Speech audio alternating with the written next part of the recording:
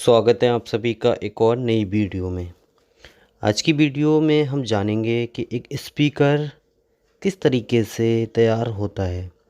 यानी कि स्पीकर में जो जो पार्ट्स लगे होते हैं, यानी कि स्पीकर किन पार्टों से तैयार होता है, स्पीकर में कौन सा पार्ट कहाँ लगा होता है, किस पार्ट का क्या नाम है। आज बारी बारी सब कुछ जानेंगे। तो सबसे पहले स्टार्टिंग कहाँ से करें, स्टार्टिंग कर लेते हैं पीछे से। तो यहाँ पर अगर कंपनी पर नज़र मारते हैं तो ये फ़िलिप्स का ओरिजिनल स्पीकर है जिसका साइज़ है 8 इंच।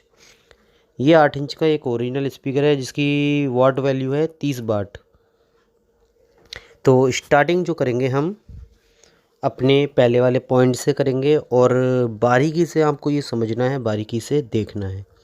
तो सबसे पहले स्टार्टिंग में ये जो पीछे का हिस्सा होता है इसको लोग अक्सर मैग्नेट समझते हैं, बट ये मैग्नेट 3 पॉइंट से बनी होती है, 3 चीज़ों से। सबसे पहली वाली परत, उसके अंदर मैग्नेट, उससे अंदर। तो सबसे पहली परत यानी ऊपरी परत को क्या कहते हैं?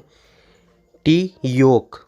इसका जो नाम होता है वो टी योक होता है। ये एक लोहे की परत लगी होती है मैग्नेट के ऊपर। ये मैग्नेट को स्थायी करने के लिए यानी रोकने के लिए लगी होती है। अब जो बीच का ब्लैक वाला ये ब्लैक वाला हिस्सा जो दिख रहा है, इसका नाम तो नॉर्मल सा यानी ज़्यादातर लोग जानते हैं मैग्नेट। अब जाते हैं इस वाले हिस्से पे जिस पे आपको बताया जाता है। ये हिस्सा आप देख सकते हैं, ये जो फ्रेम है, ये फ्रेम उस हिस्से से रख कर यानी कि उस हिस्से पर रख कर ये 4 रिपीट के थ्रू यहाँ पर झंड किया गया है यानी कि रोका गया है। तो ये 3 हिस्से पीछे लगे हैं, पहला, दूसरा, तीसरा। इस तीसरे हिस्से को क्या कहते हैं? इसे कहते हैं वासर। इसे बैसर भी बोलते हैं, बॉसर भी बोलते हैं। ये तीसरा हिस्सा हो गया, ठीक है। अब आ जाते हैं इस फ्रेम पे। इस फ्रेम को तो इसको फ्रेम ही बोला जाता है स्पीकर की लैंग्वेज में, ठीक है। अगर आप मार्केट में इसको खरीदने जाते हो, चाहते हो खुद से इस स्पीकर को तैयार करें, तो ये फ्रेम के नाम से ही मिलेगा। अब आ जाते हैं इस वाले पॉइंट पे, ठीक है। फ्रेम के बाद ये पॉइंट बहुत इंपॉर्टेंट है, यानी कि इस पार्ट का सबसे महत्वपूर्ण हिस्सा होता है। इसका काम क्या होता है और सबसे पहले इसका नाम क्या होता है? इसका नाम होता है स्पाइडर। इसको स्पाइडर बोला जाता है। ये कॉइल को अप करने के लिए होता है। आप देख लें, जैसे ही हम कॉइल अंदर की ओर ढकेलेंगे ये ऊपर खींच के ले आता है। देखें, ये कॉइल को ऊपर की साइड में ले आता है। तो ये सबसे इम्पोर्टेंट भाग होता है किसी भी पर्दे को स्थायी रखने का। तो ये स्पाइडर होता है। अगर हम इसको नहीं लगाएंगे तो स्पीकर हमारा बनेगा ही नहीं, क्योंकि ये कॉइल को अप कराने के लिए होता है। कॉइल जब अंदर की ओर जाती है यानी डाउन होती है, तो उसको ये खींचकर बाहर ले आता है, जिससे हमारा एक स्पीकर काम करता है, ठीक है। अगर हम स्पाइडर के बाद आते हैं यानी कि इससे अगले पॉइंट पे जाते हैं, तो इसके नेक्स्ट पॉइंट आता है इस कॉइल का, जो कि पहले से ही स्पाइडर में लगी है। ये लगी क्यों है? क्योंकि हम एक पुराने स्पीकर को लेकर ही आपको वीडियो तैयार करके दे रहे हैं। ये एक पुराना स्पीकर है, इसी के सारे जो हमने ले लिए हैं पार्ट्स। तो ये जो स्पाइडर है, स्पाइडर के अंदर ही कॉइल लगी होती है, ठीक है, जिसके ज़रिए से कॉइल हमारी रुकी होती है और कॉइल को अप डाउन स्पाइडर के ज़रिए किया जाता है। अब आ जाते हैं मेन पॉइंट, पर्दे पे, जो इसका पर्दा लगा होता है, ठीक है।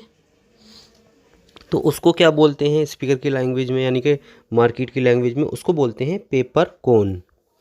अगर आप मार्केट में ख़रीदने जाते हो, जैसे ये स्पाइडर लग गया, स्पाइडर के बाद कॉइल लगा दी हमने, ठीक है, उसके बाद क्या लगता है? उसके बाद सिंपल सा है कि उसके बाद पेपर कोन, यानी कि आपका स्पीकर का पर्दा ही लगेगा, ठीक है।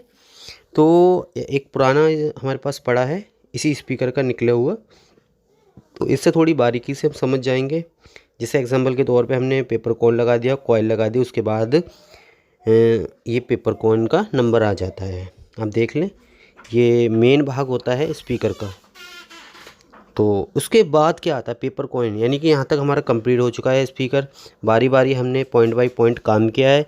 उसके बाद आती है ये कैप, इसको बोलते हैं डस्ट कैप। इस डस्ट कैप का काम क्या होता है? इसका काम होता है किसी भी प्रकार की धूल को स्पीकर में जाने से रोकना। यहाँ तक हमारी वीडियो कंप्लीट हो चुकी है और उम्मीद है कि आप भी सारा कुछ यहाँ तक समझ गए होंगे, यानी कि इस डस्ट कैप तक।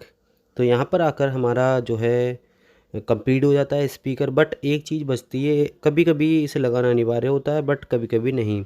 इसे क्या बोलते हैं? इसे बोलते हैं गैस केट। गैस केट के नाम से ये मार्केट में अवेलेबल होता है। इससे फ़ायदा क्या होता है? अगर आपका बूफर वाला मतलब पेपर कोन लगा हुआ है इस पर्दा, तो ये उस पर जो है प्रेशर नहीं डलने देता है, ये रबड़ जो होती है। तो उम्मीद है ये बारीकी जो हमने आज इस वीडियो के ज़रिए से आपको बताने की कोशिश की है, स्पीकर के सारे पार्ट्स जिससे एक स्पीकर बनकर मिलकर तैयार होता है, उम्मीद है वो सारी बातें समझ गए होंगे। तो ये एक छोटी सी जानकारी जो साझा की है आपको कैसी लगी कमेंट करके ज़रूर बताना। वीडियो अच्छी लगी हो तो लाइक करना, शेयर करना, जो भी पहली बार है प्लीज़ चैनल को सब्सक्राइब करना।